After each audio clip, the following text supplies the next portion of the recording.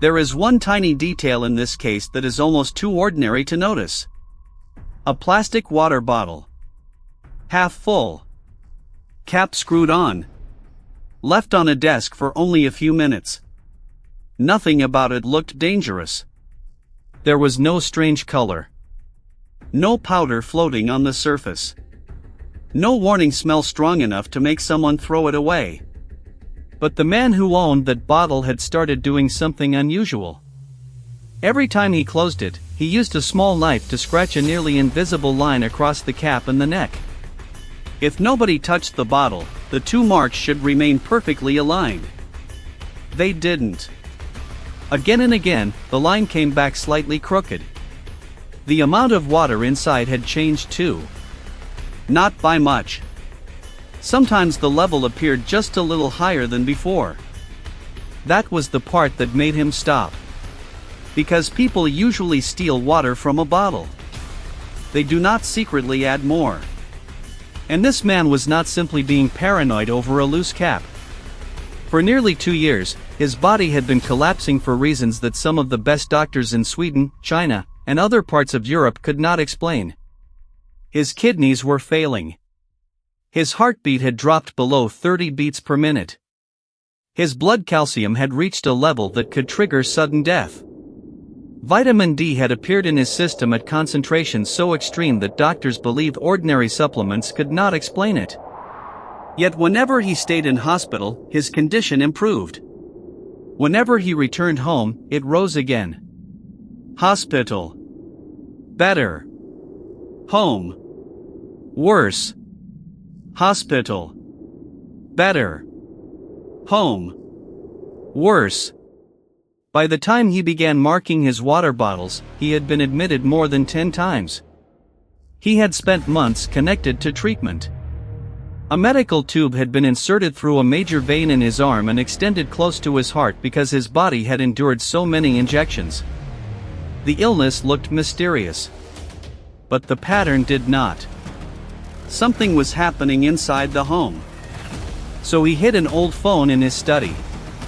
The camera faced the bottle on the desk.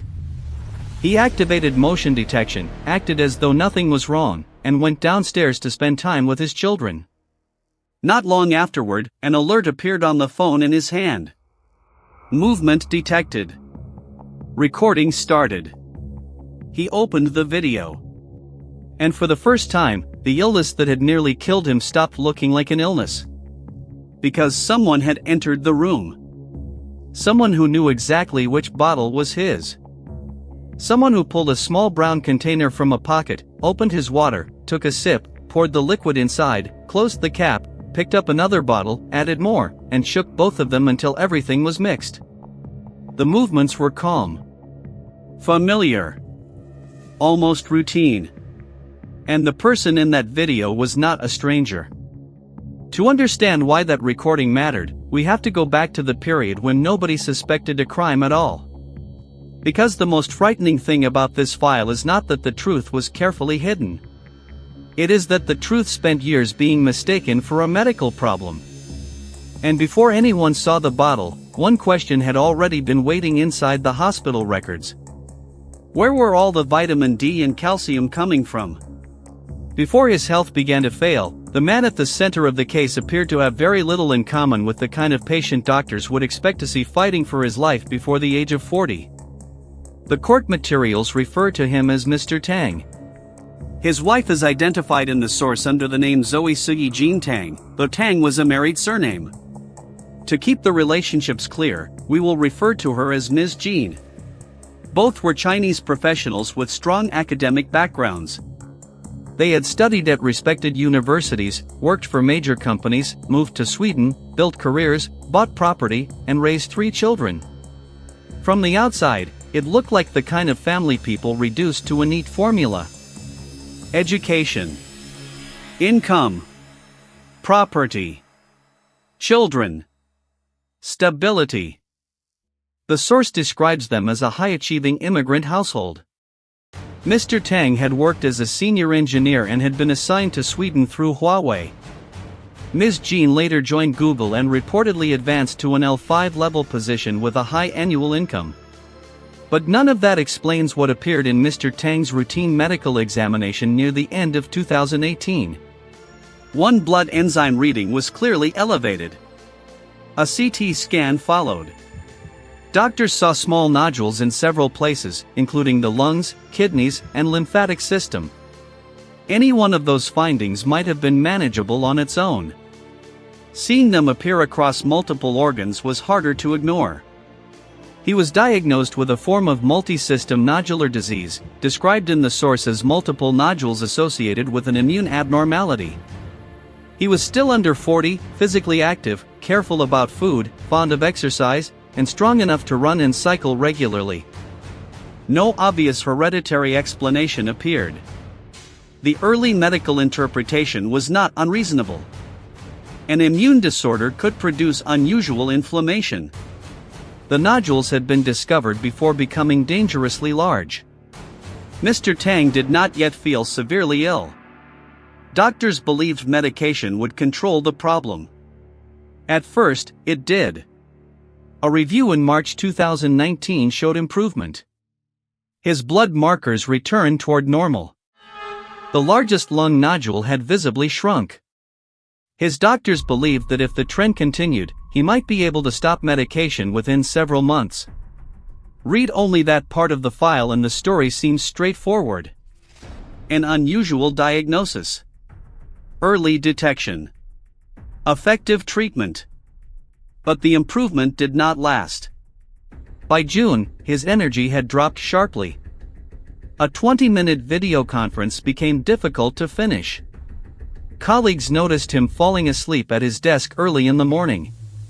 He developed a dry cough. He became unusually thirsty. He urinated frequently. His muscles responded more slowly than before. The symptoms did not arrive like one dramatic collapse. They accumulated. That is important. A sudden poisoning can point doctors toward a sudden exposure. A long, changing sequence can imitate chronic disease, medication side effects, stress, or an autoimmune condition. Mr. Tang returned to doctors several times. The early explanations included psychological pressure and side effects from treatment. He was told to continue taking the prescribed medication. No major new investigation was launched. Around this period, he began keeping detailed records of his illness online. He wrote on Chinese-language platforms such as Jihu and Xiaohongshu, and also on Medium. He listed test results, treatment plans, drug names, dosages, changes in symptoms, and conversations with doctors. At the time, it was simply practical. Living abroad, moving between specialists, and consulting doctors in different countries meant he needed a clear medical history. A written record could help him explain what had happened without relying on memory. Years later, those posts would carry a different meaning. They would become a near-continuous record of deterioration. Not a diary of recovery. A timeline of exposure. But nobody knew that yet. The first moment that forced doctors to look deeper came from something that sounded almost trivial. A portion of spicy beef. There was an Asian food festival in Stockholm's Kunstradgarden in September 2019. Mr. Tang attended with his wife and children. He bought a serving of spicy beef from a Chinese food stall and took it home for dinner. When he tasted it, something felt wrong. It was bitter. Not simply overcooked. Not slightly different from what he expected. Bitter enough that he asked his wife to try it. According to the source, she did not taste it. She told him it was not worth arguing with the vendor over such a small amount of money. A week later, he mentioned the incident during a medical appointment.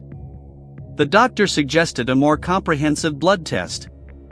That test changed the seriousness of the entire situation. His estimated glomerular filtration rate, a measure used to assess kidney filtration, had fallen to around 56 milliliters per minute. That was less than half the expected normal level and already within the range of chronic kidney impairment. It helped explain the thirst and frequent urination. But the calcium result was worse. His blood calcium measured approximately 3.97 millimoles per liter.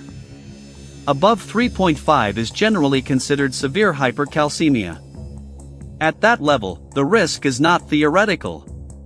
Serious arrhythmia, acute kidney damage, neurological symptoms, loss of consciousness, and sudden death can occur. The hospital admitted him immediately.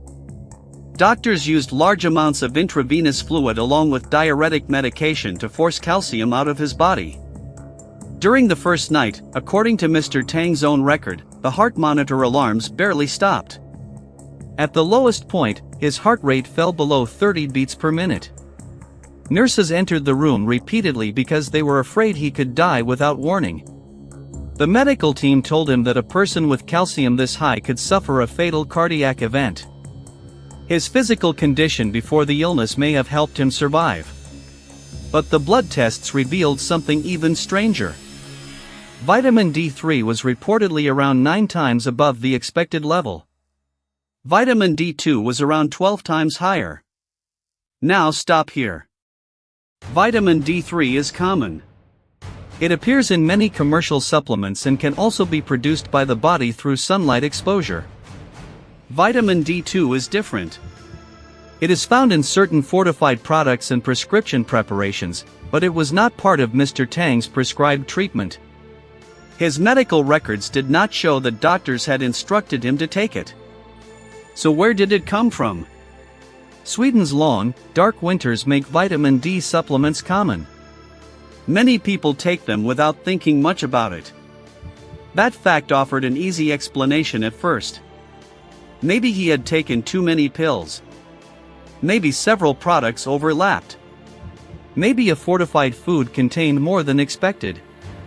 But the doctors did not believe normal supplement use could produce the concentrations they were seeing, especially in combination with the calcium level and the presence of so much vitamin D2. The question was no longer whether his body was sick. The question was whether something was entering it. And before that question could be answered, his heart began to fail again. Mr. Tang was readmitted with severe rhythm abnormalities. The source describes his cardiac electrical conduction problem as reaching a serious third-degree stage. In simple terms, the upper and lower chambers were no longer coordinating normally through the heart's electrical signals. Doctors strongly recommended a permanent pacemaker. For Mr. Tang, that recommendation was devastating. Less than a year earlier, he had been running, cycling, training, and living like a healthy man in his 30s. Now several specialists were telling him that an implanted device might be necessary simply to keep his heart beating safely. He did not accept the decision easily. He consulted cardiac experts in multiple Nordic countries. He sent records to doctors in Beijing, Shanghai, Chengdu, and other Chinese cities. He looked for anyone who could explain whether the damage might reverse if the calcium level was controlled. Most specialists reached the same conclusion. A pacemaker was the safest option. There was, however, a narrow possibility. If the rhythm problem was being driven by extreme hypercalcemia, and if doctors could reduce and stabilize the calcium, the heart might recover enough to delay or avoid implantation. That possibility led back to the same unanswered question. Why was the calcium so high? Doctors instructed him to stop all vitamin supplements. A nutritionist designed a controlled meal plan. Calcium intake was restricted. Medication was used to increase excretion. He remained under close medical supervision. The plan worked. After more than a month in hospital, his blood markers returned toward normal. The rhythm disturbance improved. The pacemaker could be postponed while doctors watched him for another 6 months. For the first time in a long period, there was a reason to feel hopeful. But the hope contained the clue nobody fully understood. He improved in hospital. Once he went home, vitamin D3 began rising again. Slowly at first. Enough to be noticed, but not enough to explain itself. Think about how strange that is. The hospital had removed the suspected supplements. His meals had been controlled. His treatment had reduced the excess calcium. If the original problem had been accidental overuse, the numbers should have continued falling. They did not. In April 2020, the familiar symptoms returned. Fatigue, thirst, frequent urination, delayed muscular response. Mr. Tang went for testing quickly because by then he knew what those symptoms could mean. His calcium level had climbed to 4.11. Higher than the previous emergency reading of 3.97. He was admitted again. Doctors found that only around 40% of his kidney function remained. The source compares the damage to one kidney becoming nearly useless while the other struggled to compensate. His heart was also worse. He fainted repeatedly because the rate became too slow. Large doses of adrenaline were reportedly needed to stimulate the heartbeat. Again, he survived. Again, doctors lowered the calcium. And again, the mystery remained. Not long after leaving hospital, he cooked braised beef at home. Partway through the meal, he went to the bathroom. When he returned, the meat tasted noticeably bitter. The cola served with it tasted almost medicinal. He stopped eating. That afternoon, his entire body became painful and weak. He later described the sensation as though a heavy vehicle had passed over him. He could barely rise from the sofa. The blood calcium was again dangerously high. Another admission followed. Over the next several months, the value moved up and down like a yo-yo. Hospital treatment brought it under control. Home life pushed it back up. Doctors wondered whether he was failing to follow the dietary restrictions. Perhaps he was not drinking enough water. Perhaps he was consuming hidden calcium in food. Mr. Tang felt blamed for something he could not explain. He said he was drinking close to 7 liters of water a day. He was urinating constantly. He believed he was following the instructions carefully. By August 2020, his own records indicated that he had been hospitalized more than 10 times. The repeated intravenous treatments caused swelling. His arms were covered with puncture marks and bruises. Eventually, doctors inserted a peripherally placed central catheter, commonly called a PICC line, through a large vein in his arm. The tube extended through the vascular system until its tip rested near the heart. It reduced the need for repeated needle punctures and allowed medication to be delivered more directly. But it also made daily life difficult. The line had to be protected from water, impact, contamination, and accidental movement.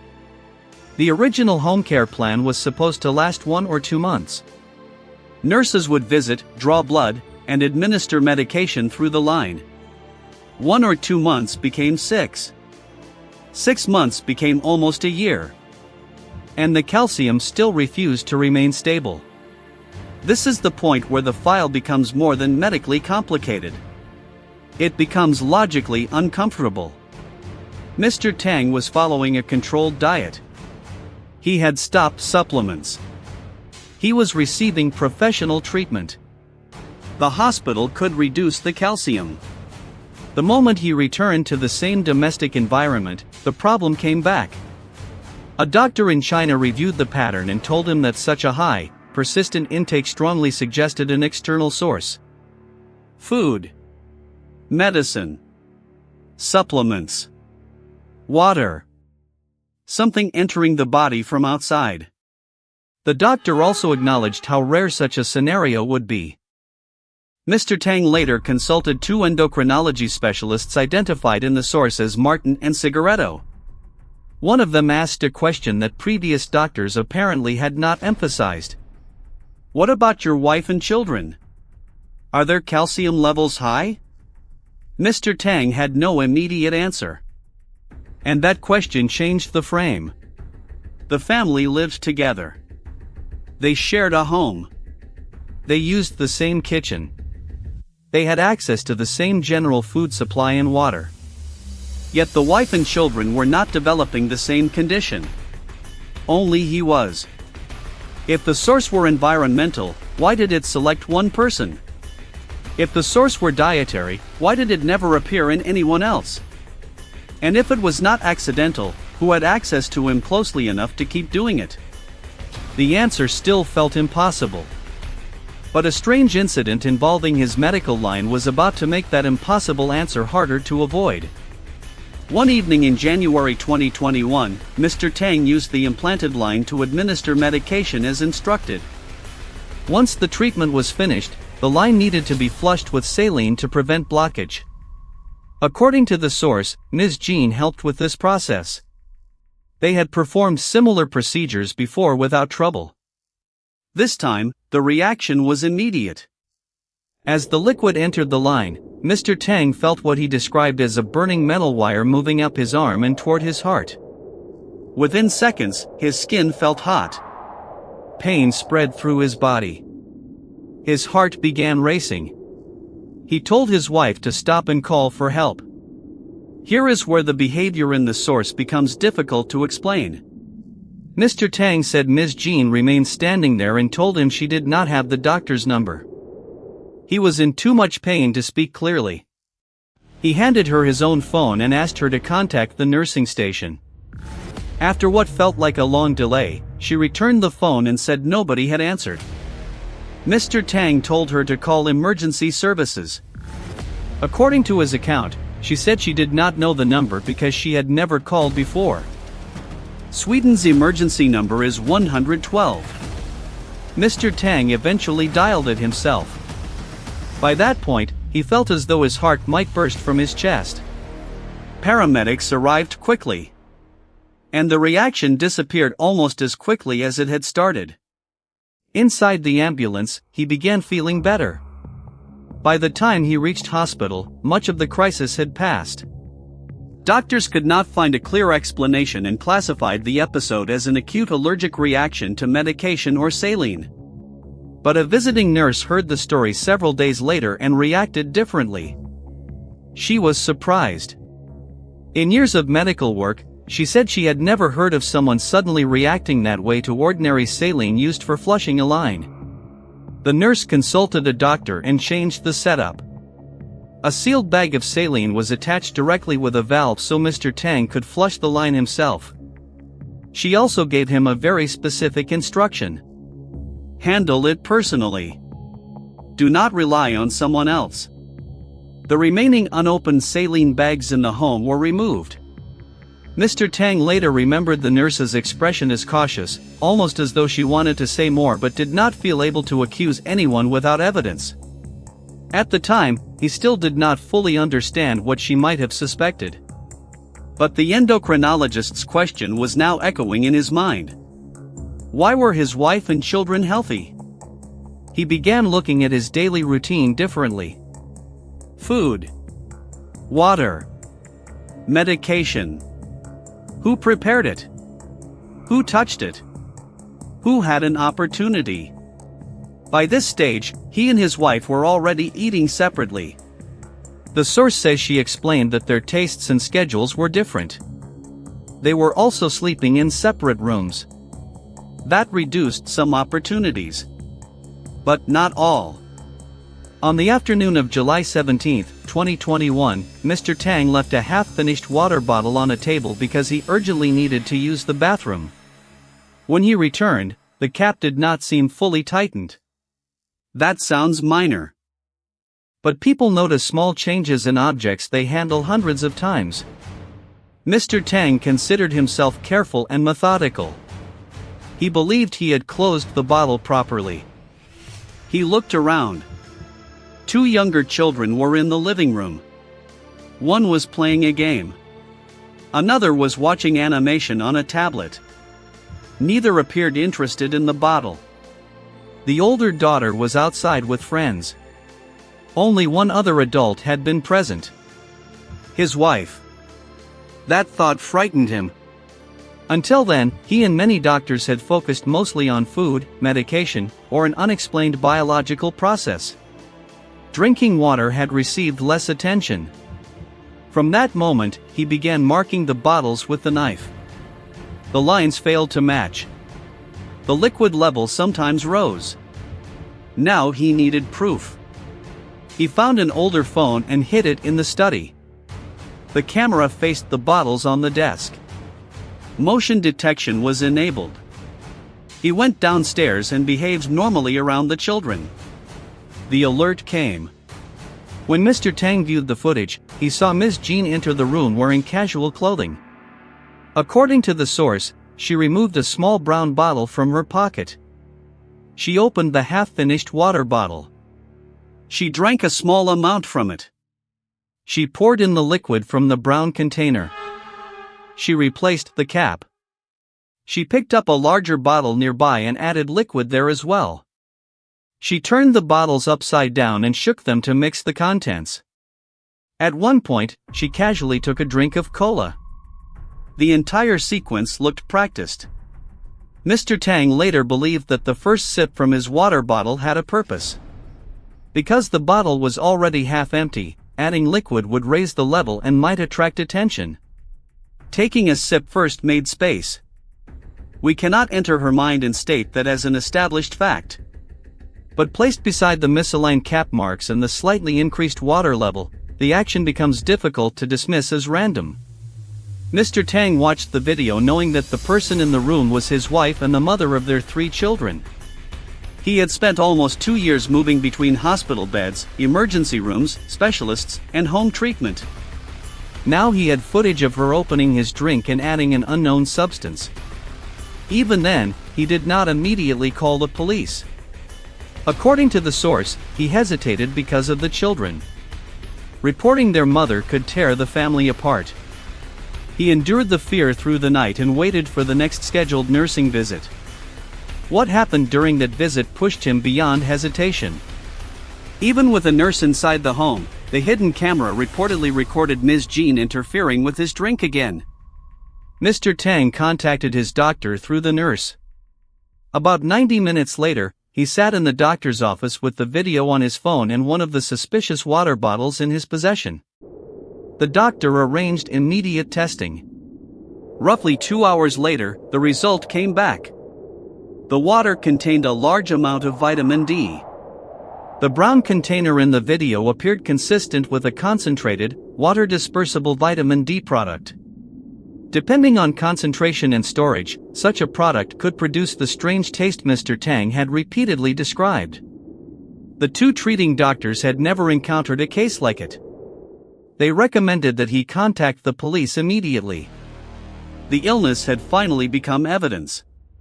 But even with video, a contaminated bottle, and medical findings, this file was nowhere near finished. In fact, the most frustrating part was about to begin. Police brought Mr. Tang to the station and took a detailed statement. The videos and the doctor's test results were preserved as evidence. Officers were concerned that Ms. Jean might learn of the investigation and leave Sweden, possibly returning to China. Mr. Tang was instructed to go home and behave as though nothing had happened while police prepared their response. Imagine the situation. He had just watched footage that appeared to show his wife putting something into his water. Doctors had confirmed the presence of vitamin D. He had already suffered kidney damage, life-threatening hypercalcemia, fainting, and severe cardiac conduction problems. And now he was being told to return to the same home without revealing what he knew. He arrived late at night after a full day of questioning and medical discussion. Exhausted, he fell asleep without changing his clothes. At some point, he heard the bedroom door open quietly. For a moment, he feared that Ms. Jean had discovered everything. Instead, a large man stood in the doorway and identified himself as a police officer. Ms. Jean had been arrested. Mr. Tang later described feeling relief mixed with confusion and grief. Whatever else had happened, she remained his wife and the mother of his children. The arrest did not produce an immediate resolution. She was released about 10 days later while the investigation continued. Under Swedish law, she remained presumed innocent until convicted. A no-contact arrangement required the couple to live separately. On the night she returned, Mr. Tang recorded a conversation between them. According to a written version later published in his online logs, Ms. Jean acknowledged adding a substance to his drink. but she denied that it was vitamin D. She said it was potassium. Her explanation was that she had heard doctors mention low potassium and believed bananas were insufficient. She claimed she had purchased water-soluble potassium chloride and potassium citrate online and secretly added them to help him recover. The explanation created more questions than it answered. Why administer it secretly? Why use a concealed bottle? Why add it when he was not present? Why continue after his medical condition had become life-threatening? And why did the tested water contain vitamin D? Mr. Tang asked that directly. According to the source, she did not provide a clear answer. The conversation turned into an argument. She accused him of being stubborn and difficult to communicate with. At one point, she referred to her lawyer's advice not to hand over personal items casually. Her position would later become central to the defense. She did not deny putting something in the water. She disputed what the substance was and why she did it. That distinction mattered. The prosecution would eventually argue that the liquid was part of a deliberate poisoning plan. The defense would say she had secretly provided potassium because she wanted him to recover.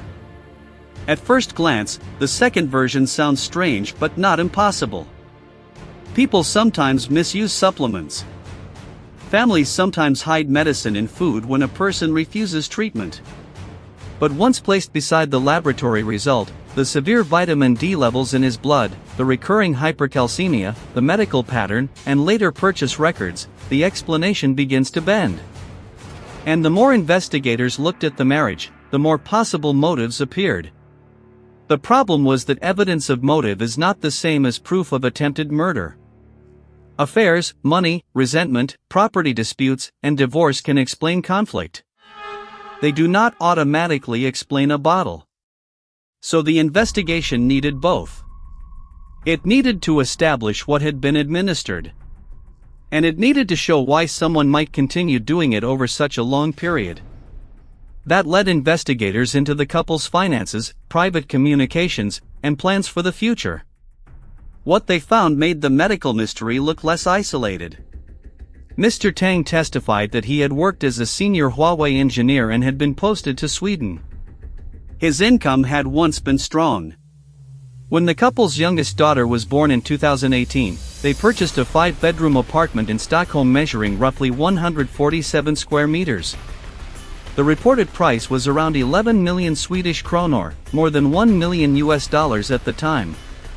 The property was acquired by the couple, but mortgage payments were reportedly drawn from Mr. Tang's account. Once Ms. Jean was arrested and moved out under the no-contact conditions, Mr. Tang believed the criminal case would be resolved quickly. He did not immediately restructure the mortgage. That decision became expensive. The investigation did not last weeks. It lasted years. During that period, Swedish mortgage costs rose sharply. The monthly payment reportedly climbed from a little over 10,000 kronor to around 40,000. Mr. Tang had left Huawei and was trying to build his own business. At first, his income was workable. His health problems and the broader economic environment later reduced that stability. He was supporting the property while still dealing with cardiac and kidney damage. Ms. Jean, meanwhile, had joined Google in 2020. The source reports that she eventually earned around 1.8 million Swedish kronor a year. Mr. Tang suggested that he move out and she return to the property and take over the mortgage. She refused. He proposed negotiating with the bank to pay only interest temporarily, reducing the monthly burden. She refused that as well. He suggested selling the property and dividing the proceeds under the divorce arrangement. The answer was not a simple yes. According to the source, her lawyer presented a proposed property division agreement. It required each spouse to retain personal savings individually. Mr. Tang objected because he said most of his income had been used for the mortgage, food, and household expenses, while other funds had been transferred to his wife. Under the proposed structure, he believed the result would effectively be that his money had supported the family and property while her savings remained exclusively hers. One detail in that agreement disturbed him even more. The document had reportedly been prepared in June 2021. That was the same period when his health was repeatedly deteriorating and only weeks before he recorded the suspicious bottle. A clause stated that if one spouse died, property would pass to the other. A separate document also appeared. Ms. Jin's lawyer possessed a copy of an alleged debt note stating that Mr. Tang had borrowed 750,000 Swedish kronor from her. Mr. Tang denied signing it. He said the signature did not match his handwriting and suspected forgery. Later, investigators would obtain materials connected to a will, the debt note, and disputed signatures. Those documents would become part of the prosecution's broader theory.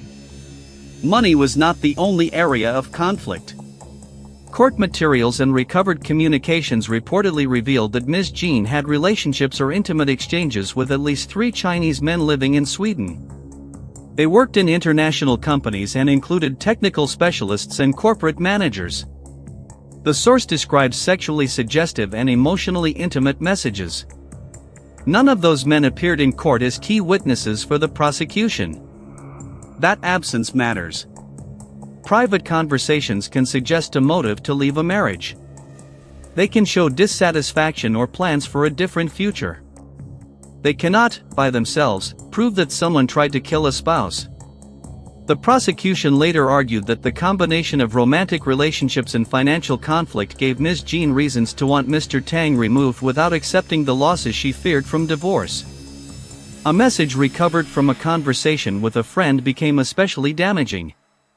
According to the prosecution, Ms. Jin had expressed concern that she would lose money connected to the apartment's down payment if the marriage ended. She was also quoted as saying that if her husband died, there would not be so many problems. Statements like that can be interpreted in more than one way when removed from context. People say cruel things during private arguments. Courts must distinguish anger from intent. But the line did not exist alone. It sat beside a disputed property agreement, a death-related inheritance clause, an alleged forged debt document, repeated secret purchases, a contaminated bottle, and a video. Still, the case did not move quickly. Police had evidence.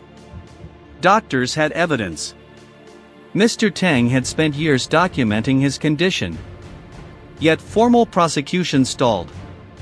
For 3 years, he repeatedly contacted the authorities and was told that more evidence was required. What evidence?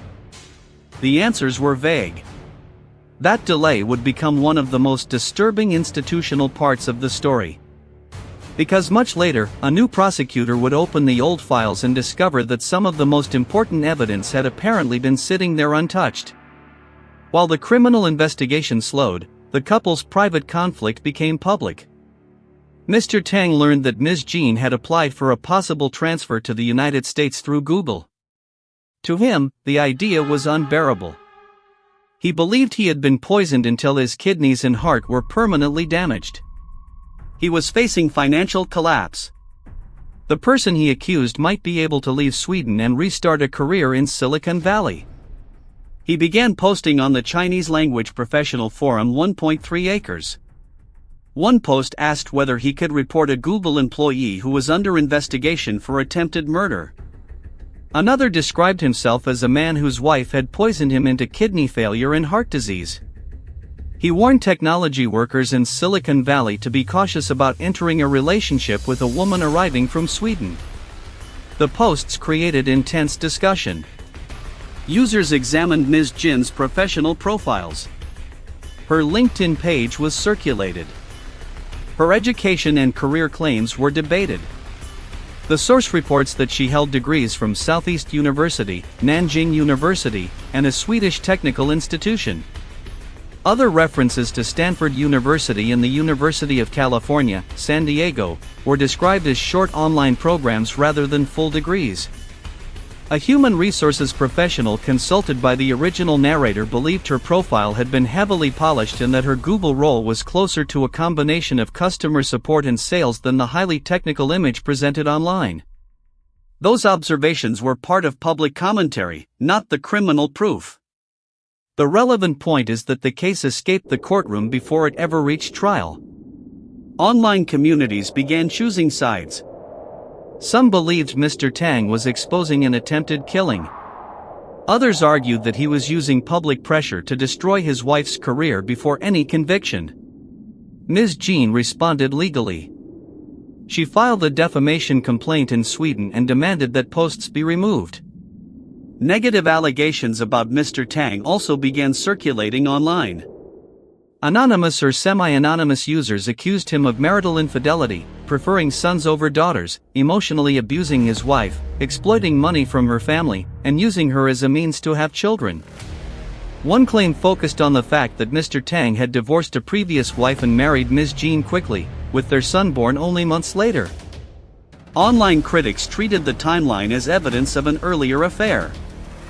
Other claims said the apartment's down payment came from the sale of Ms. Jin's separate property and assistance from her parents, while Mr. Tang mainly paid the mortgage during the marriage. Some self-described friends of Ms. Jean called him delusional and suggested the poisoning story was staged. None of those internet accusations explains away the laboratory findings. But they influenced public opinion. The dispute became entangled with gender conflict, immigration, professional status, property rights, and public shaming. That made the underlying criminal question harder to see. What was placed in the water? Who placed it there? What did the medical evidence show? And could prosecutors prove intention beyond a reasonable doubt? The couple completed their divorce in the first half of 2024. The Stockholm apartment was sold for around 16 million Swedish kronor. After the remaining debt was paid, each reportedly received approximately 3 million kronor, or roughly $300,000 US. Mr. Tang had finally escaped the mortgage pressure. Then he received the decision he had feared. The prosecutor would not proceed with the criminal case. 3 years of waiting appeared to end with no charges. The source says the shock contributed to another hospital admission for Mr. Tang, whose heart remained vulnerable. Ms. Jean moved forward with a separate allegation that he had committed domestic abuse and sought full custody of 2 of the children. A person described as knowing the family alleged online that she discarded items Mr. Tang had bought for the children, prevented him from collecting them from school, and told them their father was irresponsible. Those claims remain allegations from the source and should not be treated as independent findings. The important fact is that by this stage, the criminal case seemed dead. The marriage was over. The property had been sold. The online reputations of both people had been damaged. The original prosecutor had decided not to act. And the medical records were slowly becoming older. For most cases, that would be the end.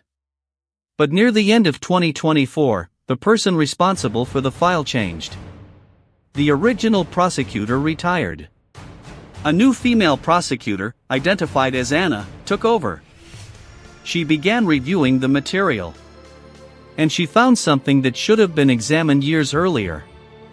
Evidence collected in 2021 had been sealed in case bags and left largely untouched. Some of the most important material was in Chinese. It had not even been translated. Anna's review changed the direction of the case. The source portrays the previous handling as careless. Chinese language messages and digital material had been set aside because investigators had not translated or fully examined them. Anna arranged for Ms. Jin's phone to be unlocked and the contents recovered. The communications included messages with men outside the marriage. They also contained discussions that prosecutors believed revealed financial fear and possible motive. The disputed will and debt documents were obtained through her lawyer. Investigators revisited the medical history. They reviewed the footage. They examined purchase records. They looked at the physical items seized from the home. Pieces that had existed separately now began to form one sequence. The victim's blood showed repeated exposure.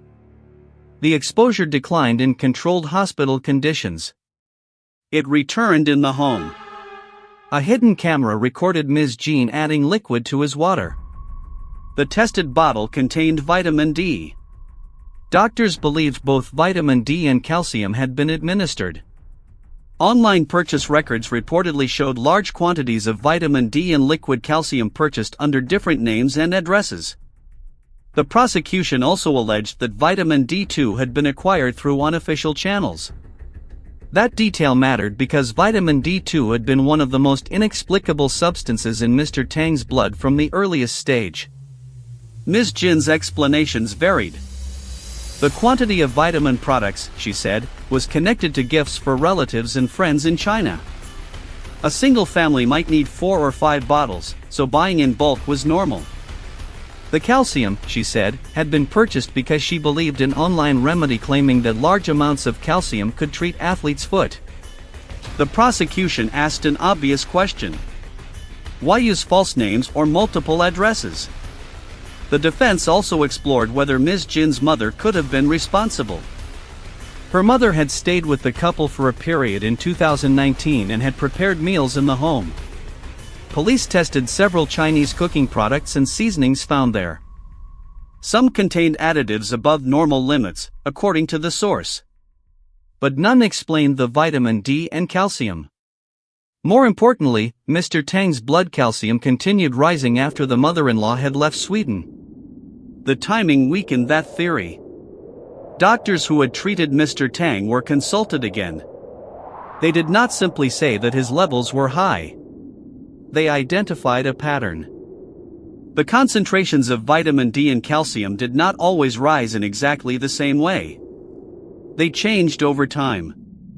The prosecution's theory was that the person administering the substances adjusted both the type and quantity in response to medical treatment. When doctors tried to reduce calcium, the exposure changed. When one marker improved, another rose. Vitamin D increases the body's absorption of calcium. Calcium adds more directly to the burden. Individually, both substances are familiar and widely available. Combined at extreme levels, they can become deadly. That was what made the alleged method so difficult to recognize. There was no conventional poison. No rare chemical that would automatically trigger a criminal investigation. There were supplements. Products associated with health. Things people keep in kitchen cabinets. Things that do not look like weapons. The medical experts reportedly said they had never encountered a similar case in decades of practice. But the physical evidence went beyond medical interpretation. During the 2021 search of the residence, police had found a small brown bottle with a white cap inside a pair of shorts. The bottle closely resembled the one seen in the hidden camera footage. The shorts reportedly matched the color and style of the pair Ms. Jean had been wearing in the recording. Residual liquid remained inside the container. Testing found a calcium concentration of approximately 79,000 milligrams per liter. That number is difficult to understand without context. What matters is that it was an extremely concentrated calcium solution. Now look at how the pieces aligned. A brown bottle in the video.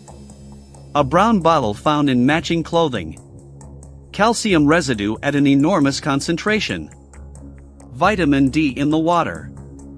Vitamin D and calcium in the victim's blood. Repeated relapse at home. Improvement in hospital. Online purchases involving vitamin D and liquid calcium.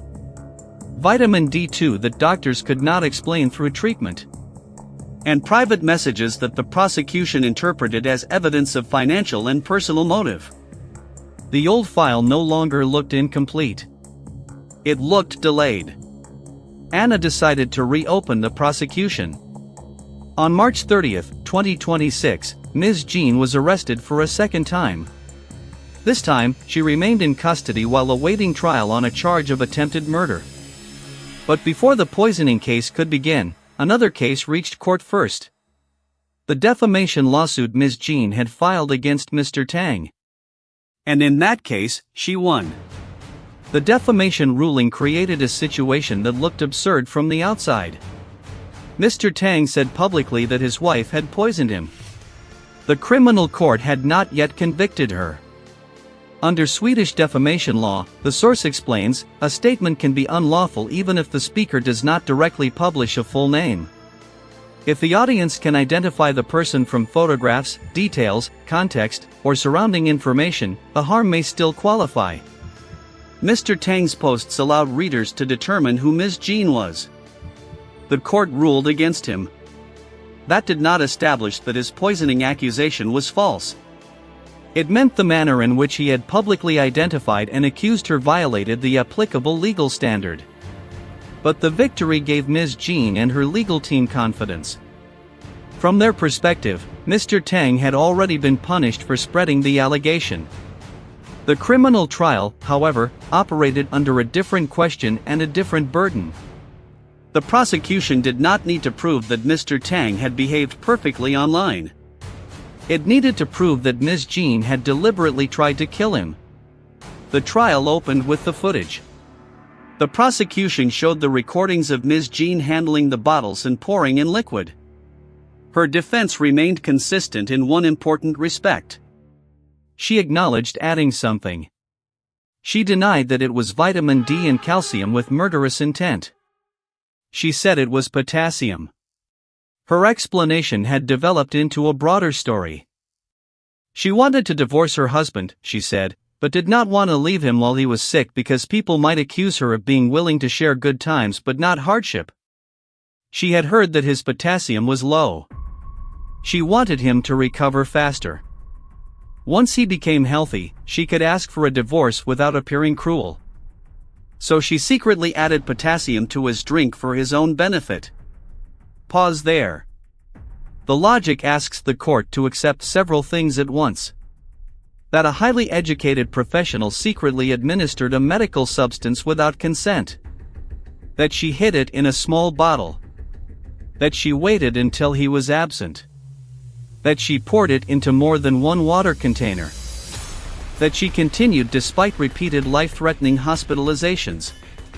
That the tested water somehow contained vitamin D instead. That his blood somehow contained extraordinary levels of vitamin D2, vitamin D3, and calcium. That purchase records involving those substances had an unrelated explanation. And that a bottle found in clothing matching the video contained concentrated calcium by coincidence. A defense does not need to sound emotionally persuasive. It needs to create reasonable doubt. So the lawyers challenged the prosecution's interpretation. Could someone else have contaminated the products? Could the mother-in-law's cooking have contributed? Could Mr. Tang's medical condition explain part of the imbalance? Were the online posts evidence that he had become obsessed and hostile? Had he exaggerated events to gain advantage in divorce or custody disputes? Those were legitimate questions for a court to examine. The prosecution responded with the doctors.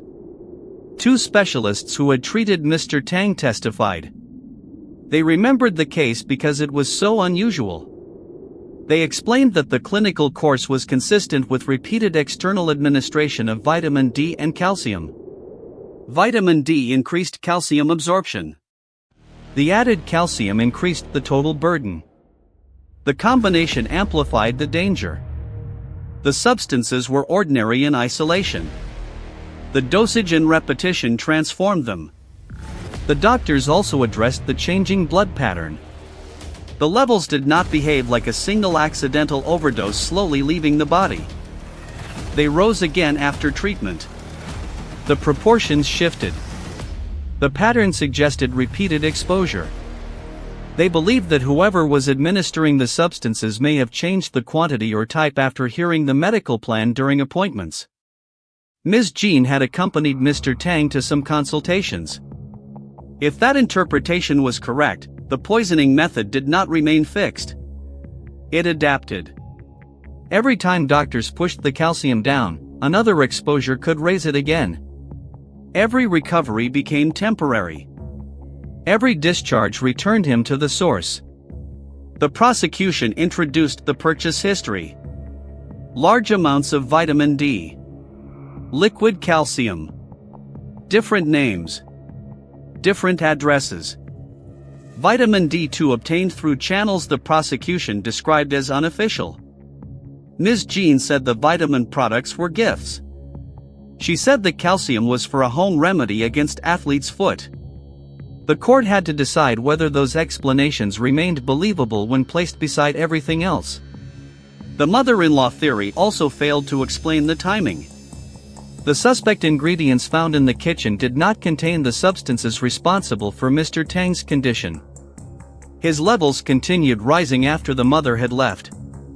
The prosecution introduced private messages. The relationships outside the marriage were presented as evidence that Ms. Jean wanted a different life. The financial discussions were presented as evidence that divorce could cost her money. The statement about there being fewer problems if her husband died was presented as evidence of intent.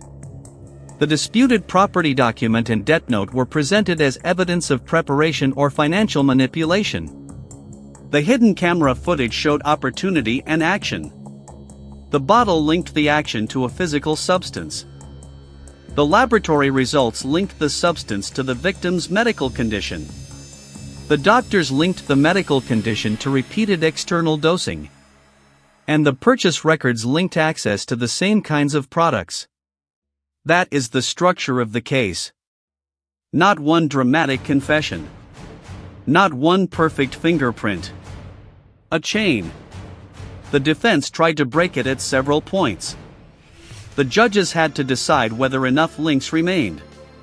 Sweden does not use a 12-person jury in the same way many viewers may expect from American courtroom stories. According to the source, the matter was heard by professional judges together with lay judges who assist in determining the facts and outcome. Ms. Jin's legal team emphasized her education, professional success, and career. At one point, the court reportedly redirected her because those achievements did not answer the criminal allegations. Academic degrees do not prove innocence. A high salary does not explain calcium in a bottle. Professional status does not neutralize medical evidence.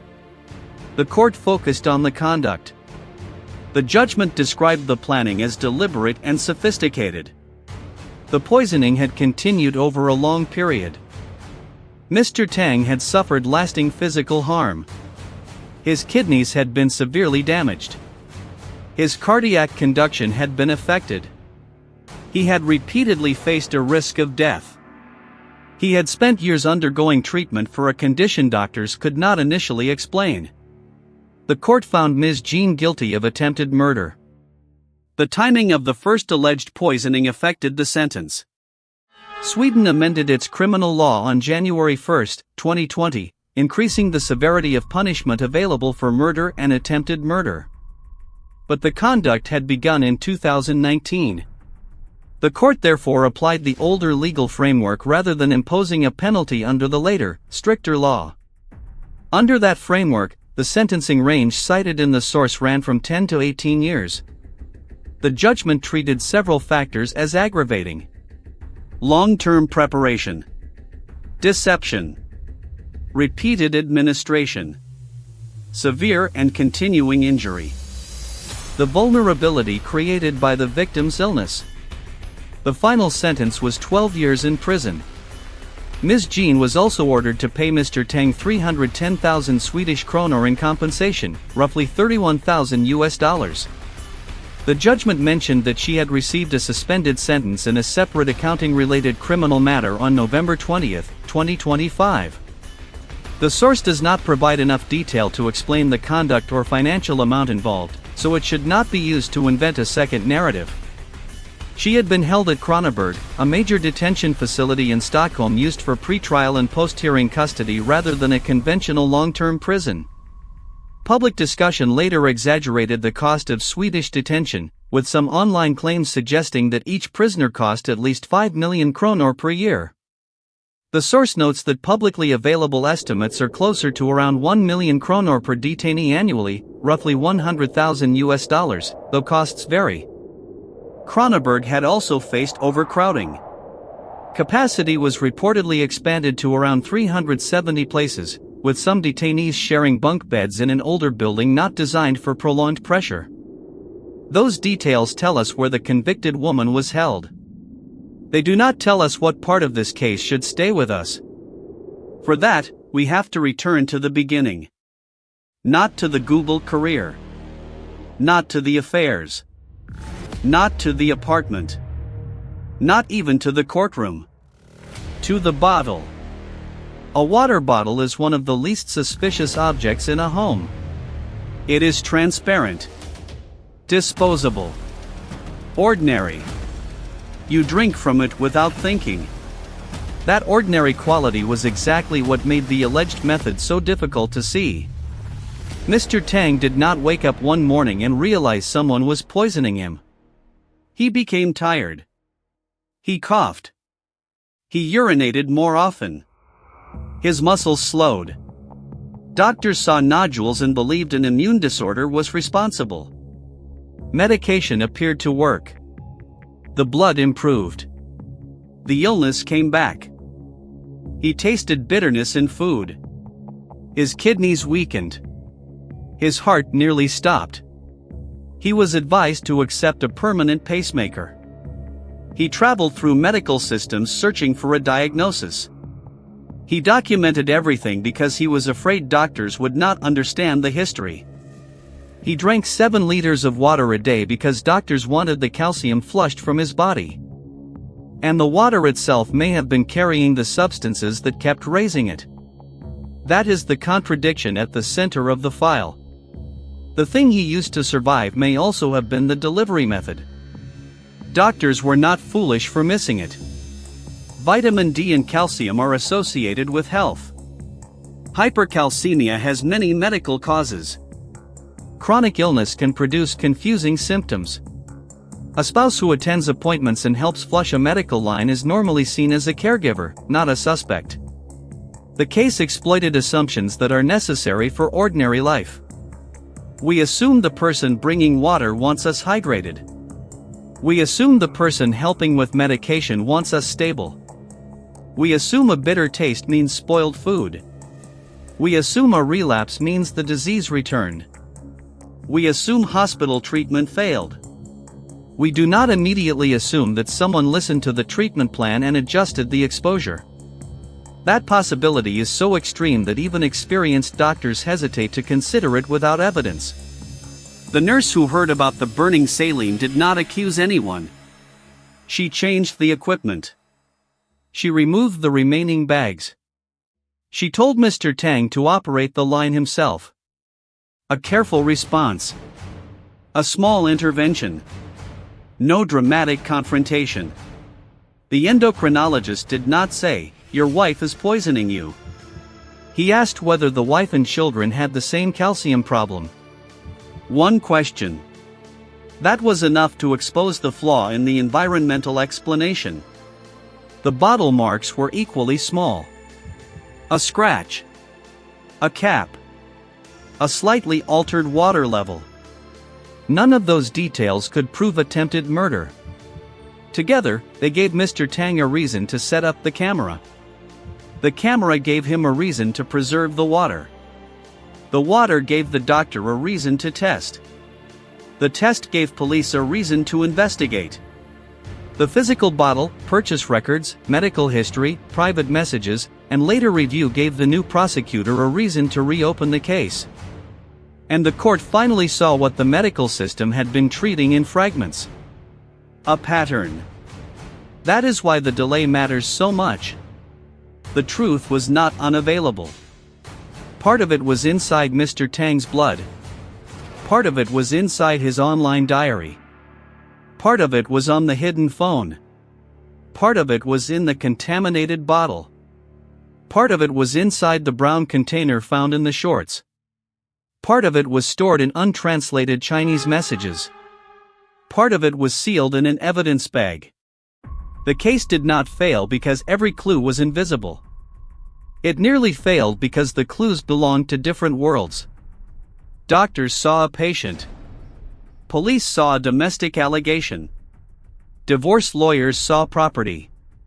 Online communities saw a battle between a husband and wife. Google saw an employee not yet convicted. A defamation court saw damaging public identification. The criminal court eventually saw the complete chain. That fragmentation allowed the case to drift for years. It also explains why Mr. Tang's medical diary became so important. At the time he wrote it, he did not know the outcome. He recorded improvements and relapses as they happened. He listed symptoms before the accusation became public. Those entries reduced the possibility that the entire medical history had been invented after the marriage collapsed. They showed a man trying to understand his own body long before he claimed to know who was responsible. There is another uncomfortable question. Why did the poisoning, as described by prosecutors, continue for so long? A single massive dose might have triggered a clearer toxicology investigation. Repeated smaller doses created a different picture. Chronic decline. Temporary recovery. Medical confusion. A body that appeared to be betraying itself. The court accepted the theory that the method involved planning and adjustment. The changing ratio of calcium and vitamin D supported the idea that the administration was not one accidental mistake. If the doctors were correct, the person responsible may have listened to treatment information and changed tactics. That possibility transforms ordinary caregiving into something far more disturbing. The hospital becomes an obstacle. The discharge becomes an opportunity. The medical consultation becomes intelligence. The victim's recovery becomes a problem to be corrected. But even here, we should be precise. Not every private conflict in the source was independently proven. Not every online accusation about either spouse was reliable. The affairs were introduced through recovered communications, but the men did not become central witnesses. The competing claims about the marriage, money from relatives, emotional abuse, and earlier relationships were heavily debated online. The court's conviction did not require viewers to decide who had been a better spouse in every argument. It required the court to determine whether Ms. Jean intentionally administered dangerous substances in an attempt to cause death. That distinction matters because public cases often become morality contests. People search for a perfect victim. They ask whether the accused had been mistreated. They examine whether the marriage was already broken. But attempted murder does not become less serious because a relationship was unhappy. And public exposure does not become automatically lawful because the accusation later proves true. That is why Mr. Tang could lose the defamation case and still be recognized as the victim in the poisoning trial. Two courts answered two different questions. One asked whether he had unlawfully identified and accused her publicly. The other asked whether she had tried to kill him. Both decisions can exist at the same time. The legal system often looks contradictory when we expect every case to deliver one simple moral conclusion. This file never offers that simplicity. A highly educated family. A modern European healthcare system. Two strong careers. Detailed electronic records. Advanced laboratory testing. And still, the central truth remained unresolved for years. Not because the technology was missing. Because nobody had connected the bottle to the blood. Think again about the first bitter meal. The spicy beef from the festival. Mr. Tang noticed the flavor and asked his wife to taste it. She declined. At that point, it proved nothing. Food from a temporary stall can taste different. A sauce can be burned. A container can affect flavor. A person may simply not want to try someone else's meal. But later, braised beef and cola also tasted bitter after he briefly left them unattended. The contaminated water was believed to have an unusual taste. The pattern made those earlier moments look different. That is how investigations work. A detail does not arrive wearing a label that says evidence. Its meaning changes when another fact appears. The same is true of the hospital pattern. Improvement in hospital initially looked like successful treatment. Relapse at home looked like treatment failure. Only later did it suggest removal from and return to a source of exposure. The PICC line reaction looked like a rare allergy. Only later did the nurse's caution and the wife's delayed emergency response appear suspicious. The high vitamin D looked like supplement misuse. Only later did the absence of the same condition in the wife and children challenge that explanation. The property agreement looked like divorce negotiation.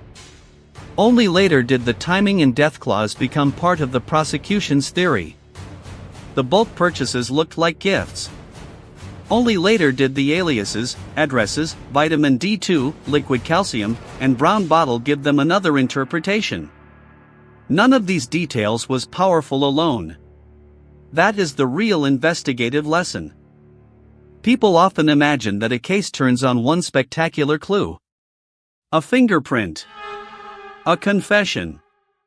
A body. A weapon. This one turned on accumulation. A laboratory value. A diary entry. A nurse's concern. A scratch line. A motion alert. A bottle. A translation that had not been done. A prosecutor willing to reopen what someone else had closed. And that final part may be the most unsettling. The new prosecutor did not travel back in time to collect evidence that had vanished. Much of it was already there. The messages already existed. The phone had already been surrendered. The documents had already been gathered. The physical bottle had already been seized. The earlier investigation did not necessarily need a miracle. It needed someone to read what had been left unread. Without that review, Ms. Jean might never have faced trial. Mr. Tang's condition might have remained publicly disputed forever. The hidden footage might have circulated online as an accusation rather than being tested as part of a complete evidentiary chain. The doctors might have remembered the case only as a medical anomaly. And the brown bottle might have remained an object in storage. That raises a question beyond this family. How many cases remain unresolved because the crucial evidence is not missing, only disconnected? A message in the wrong language. A document assigned to the wrong category. A medical result seen as treatment data rather than forensic evidence. A domestic complaint treated as private conflict. A prosecutor waiting for more evidence while existing evidence remains untranslated. The source describes a 7-year journey from the first unexplained illness to the final conviction. 7 years. During that time, Mr. Tang lost kidney function, suffered serious heart damage, faced financial pressure, went through divorce, fought over children, posted publicly, lost a defamation case, watched the first prosecution collapse, and waited for a new prosecutor to reopen the file. The sentence could punish the convicted person. It could not return those years. It could not restore the damaged organs. It could not recreate the family life that existed before suspicion entered every meal and bottle. It could not make the children untouched by the conflict. That is why ending with 12 years in prison would feel incomplete. The verdict answered who the court believed was responsible. It did not answer how a relationship between two accomplished people reached a point where prosecutors said ordinary supplements were turned into a slow weapon. Money was part of the theory. Other relationships were part of it. Fear of financial loss was part of it. The desire to leave a marriage without surrendering property or reputation may have been part of it. But motive rarely feels sufficient once the conduct becomes this prolonged. People divorce every day. People argue over houses. People have affairs. Most do not secretly alter a spouse's water while watching that spouse move between hospital beds. The gap between motive and action remains difficult to understand. Maybe that is the part no judgment can fully explain. Courts establish criminal responsibility. They do not always explain the inner moment when resentment becomes preparation. When preparation becomes repetition. When repetition becomes routine. The hidden video disturbed Mr. Tang not only because of what was poured. It was the calmness. The way the bottle was opened. The sip taken first. The liquid added. The bottle shaken. The cola picked up. No visible panic. No hesitation. Almost like adjusting the taste of a meal. That ordinary rhythm is more frightening than theatrical violence. Because it suggests the action had become familiar. And familiarity is what allowed it to hide inside the home. At the beginning of this file, a man noticed that the line on his water bottle no longer matched. That mark did not save him by itself. His habit of recording did. His willingness to question the medical explanation did. The doctor who asked about the family did. The nurse who changed the saline system did. The old phone did. The laboratory did. The prosecutor who reopened the evidence did. Each step depended on someone refusing to accept that the previous explanation was good enough. A loose cap. Maybe he forgot. A bitter taste. Maybe the food was spoiled. High calcium. Maybe he ignored the diet. Vitamin D. Maybe he took supplements. A strange reaction. Maybe it was an allergy. A wife adding liquid. Maybe it was potassium.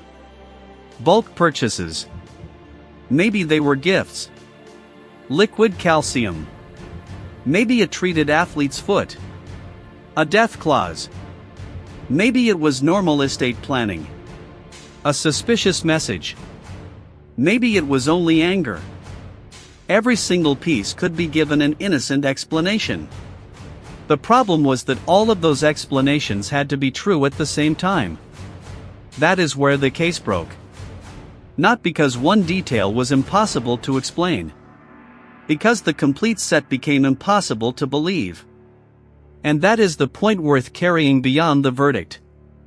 In difficult investigations, the truth does not always announce itself with one undeniable moment. Sometimes it appears as repetition. The same illness returning in the same place. The same number rising after every discharge. The same bottle opened when the owner leaves the room. The same explanation becoming weaker each time a new piece is added.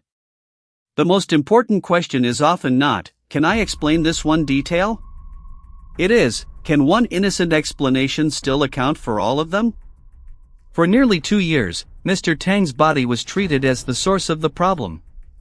His immune system. His diet. His stress. His medication. His failure to recover. Only when someone looked outside his body did the pattern become visible. And even after the pattern became visible, the case almost disappeared inside the legal system. That may be the final paradox. The truth was found twice. First by the victim. Later by the prosecutor. Between those two discoveries, it sat in storage. So when we return to that half-full bottle, the scratch on the cap no longer looks like a small detail. It looks like the moment one explanation stopped being enough. A man who had spent years asking, "What is wrong with my body?" began asking a different question. Who touched my water? And once that question was asked, the entire case changed. Not because the bottle looked dangerous. Because it looked completely normal.